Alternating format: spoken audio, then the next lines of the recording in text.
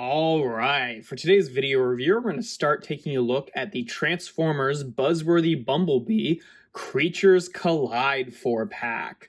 This is a really neat and a little addition to the Buzzworthy Bumblebee line. This is the second 4-pack that we've gotten of kind of, restyled Generations figures. And what's really fun about this one is it's called the Creatures Collide 4-pack because it consists of 4 bugs. Do you get it? It's 4 bugs. It's 4 bugs. I just think that's a really funny joke that they like sort of just kind of imply by putting these characters together. It's just like, yeah, it's creatures, a bunch of creatures, just 4 bugs, and one of them is a Volkswagen bug, and I think that's really funny. But yeah, we're gonna take a look at these guys one by one. We'll kind of go down the line here, which is kind of, in my opinion, kind of the most to least exciting of the figures in this set. These two are kind of tied for first, but we are going to start off with Goldbug here. So we'll just take the other guys off for now, and they'll make an appearance in another video. But yes, for now, Goldbug is where we will start. And yeah, this figure is exciting for a number of reasons. I mean, one, just the simple reason is like, wow, it's been a long time since we've gotten like a nice updated Goldbug figure. But two, this is yet another use of the Cliff Jumper mold that they've been using for a long time. But they were actually able to use the Volkswagen Beetle version of it that has only previously been used with the Netflix Bumblebee. And if you're unfamiliar with how some of the kind of like behind the scenes stuff of this works, is when you have a figure that is kind of exclusive to a specific store, like that toy was to Walmart, sometimes they get to hang on to that mold and not let you use it for other reasons for a while. So when we got previous versions of like even redone versions of Bumblebee, it would always be using the Cliff Jumper mold and turn into the wrong car.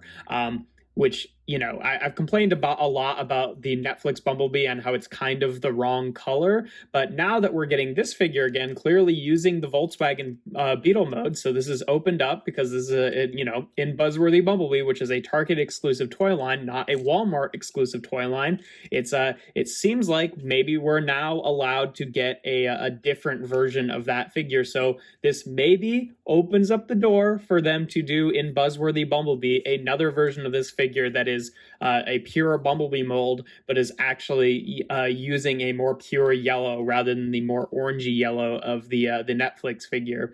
It's so close. Come on, Hasbro. Come on. It's money on the table. I will buy this figure for an 8th time. I'll do it. I just really love this mold, and I just want it in the right colors for Bumblebee. But regardless of all that, it is exciting to get a new Goldbug. In this mode, he's exactly the same as the Netflix version of Bumblebee, but he does have a different head sculpt in robot mode. And because he's another version of this mold, guess what? Yes, of course, he comes with another version of the big bazooka weapon, which, of course, classically was a thing that Cliff Jumper had in the first episode, and one of the first episodes of the G1 cartoon.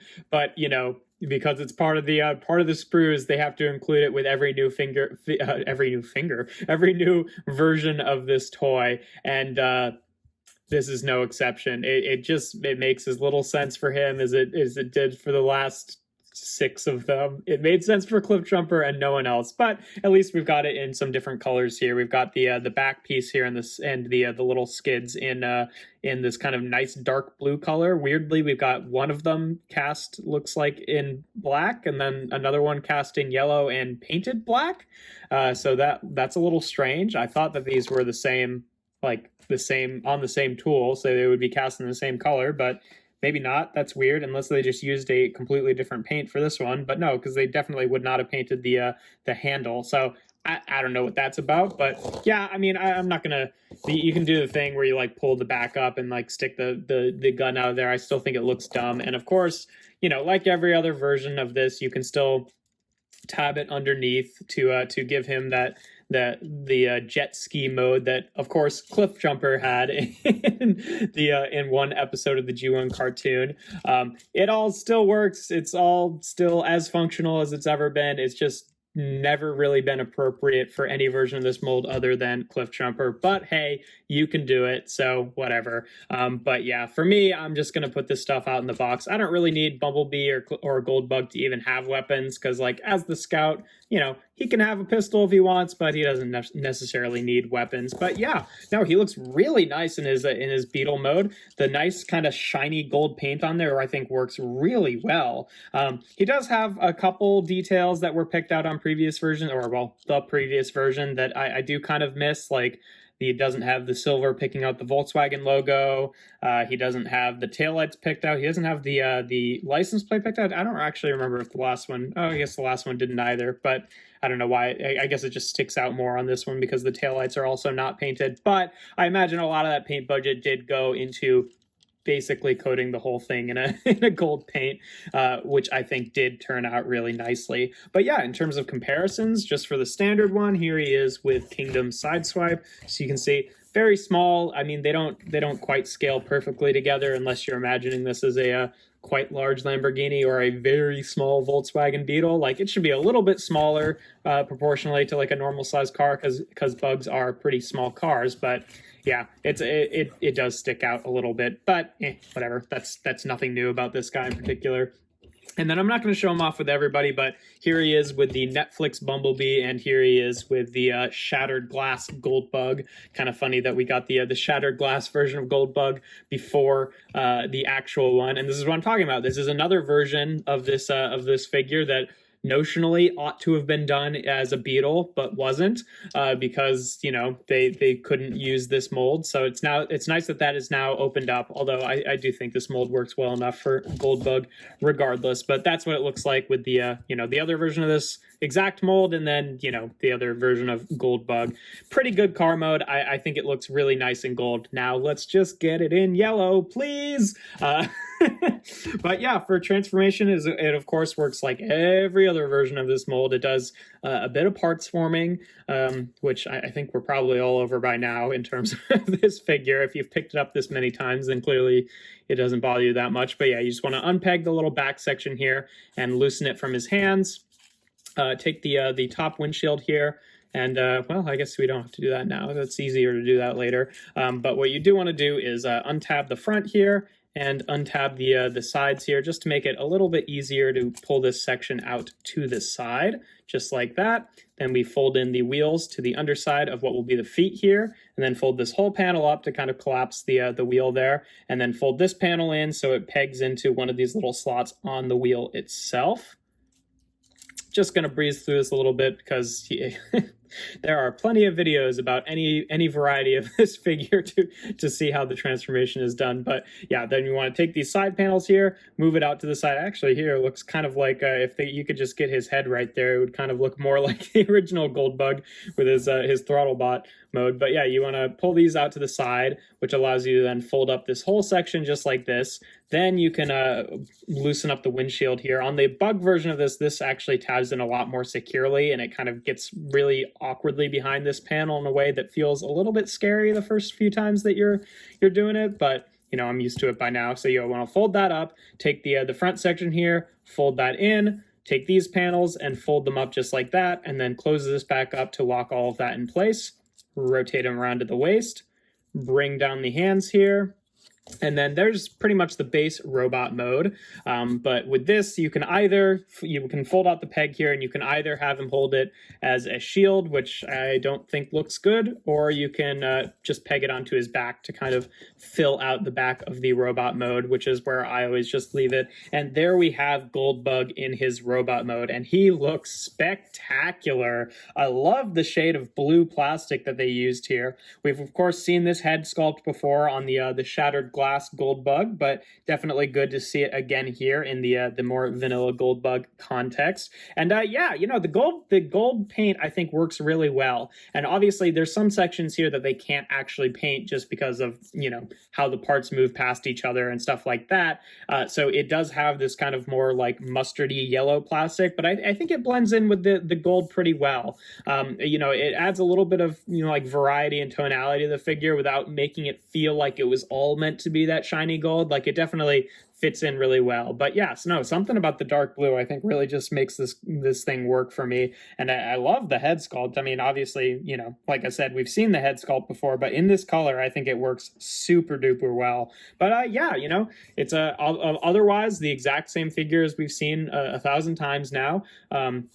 You can, of course, use the weapons in the same variety of ways. You can plug it in for the main bazooka here, or just plug it in to be two little handheld pistols, and then you can use these kind of sticking out the side to be like ammo clips, or you know, all the same stuff. You can take these apart, put them back together, and then use these to be kind of the little like stand for like a bazooka or a sniper, and then fold this bit up, put it on the end there, have a big bazooka. Again, you know, it's really a cliff jumper thing. I mean, he, I guess, looks fine with it, but, you know, this thing, it doesn't really store at all elegantly in vehicle mode, and it doesn't store pretty much at all in robot mode unless you're just wanting to, like, you know, peg these pistols onto the side of his legs or something like that. But I don't think that looks especially good, and there's still not really anywhere else for the rest of it to go. So, I don't know. For me, it's like, okay, whatever. I'll put that these things might as well have their own dedicated box now. I have so many of them,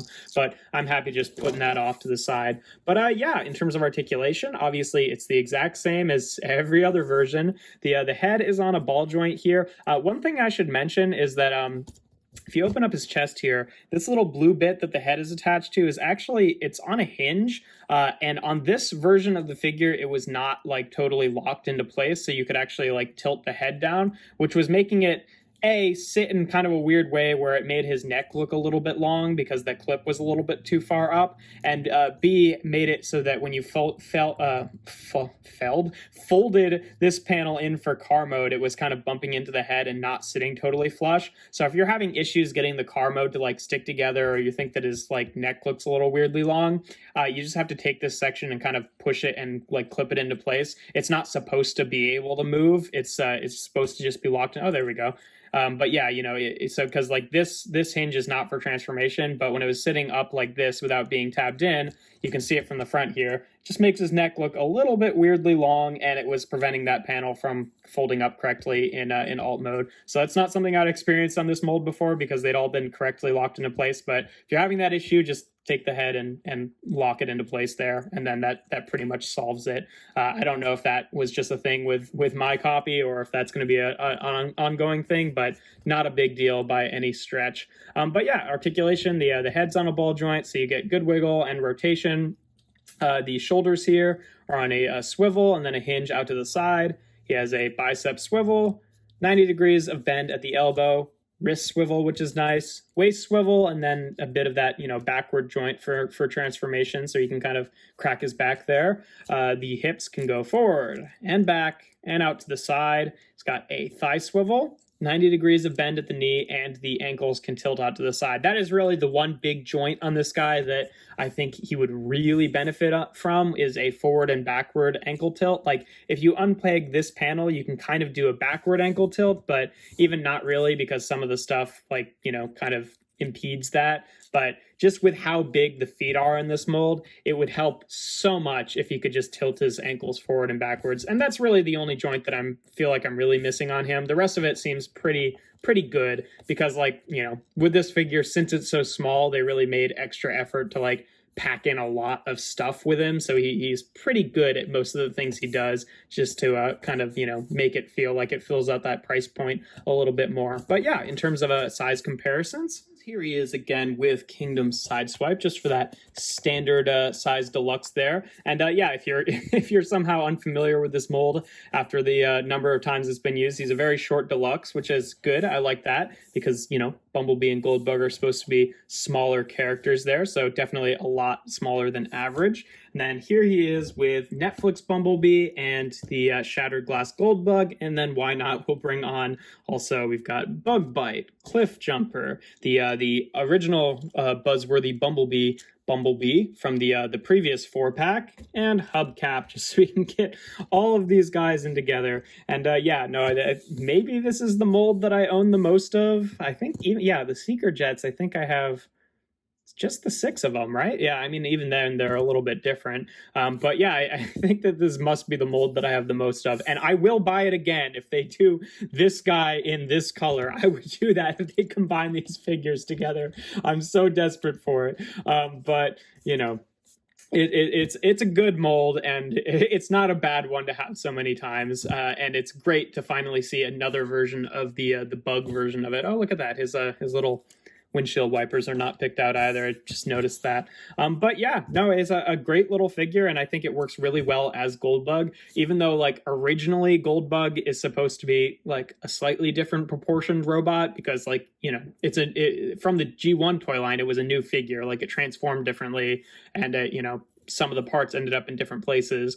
So, you know, they could have done a Goldbug as a whole new mold, but, you know, I think it works well enough to make him this this Volkswagen Beetle, because it really would have been a shame if we got, you know, our actual version of Goldbug as not a bug, because, come on, he's Goldbug. He's got to be a bug. Like, this guy should be a bug too, and this guy should be a bug, but it's whatever. But yeah, you know, obviously the same exact mold as him, aside from the head sculpt. And then for the head sculpt, it's the same as the Shattered Glass Goldbug. And it really is amazing, just like how the difference in the paint decos really make this guy look a lot more sinister with the red eyes, and this guy look a lot more cute and cuddly. And you know, I think because the bug version of this mold has a bit more of a rounded chest too, it just makes him look a little bit doofier, which I think works in this context. But yeah, no, he's a great looking figure, and yeah, it makes me excited about some possibilities to come with getting a new Buzzworthy Bumblebee that's actually, you know, the right color.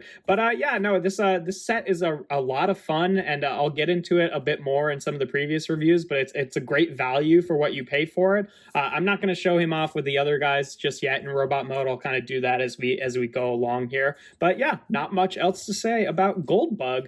You know, if you like this mold, it's another one of this mold. And if you don't like this mold, it does nothing different. But personally, I think he wears the gold really nicely. And it's pretty incredible that I'm getting this set with a figure that this is now the 7th time I own this figure. And I'm still looking at being like, wow, that pops. That looks really good. It's just a really nice little mold, and there's not much else to say about it. But yeah, if you enjoy my videos, make sure to leave a like and consider subscribing. I do reviews every Tuesday, Thursday, and Sunday. And without further ado, here we have Transformers Buzzworthy Bumblebee Legacy Creatures Collide Goldbug. Very cool.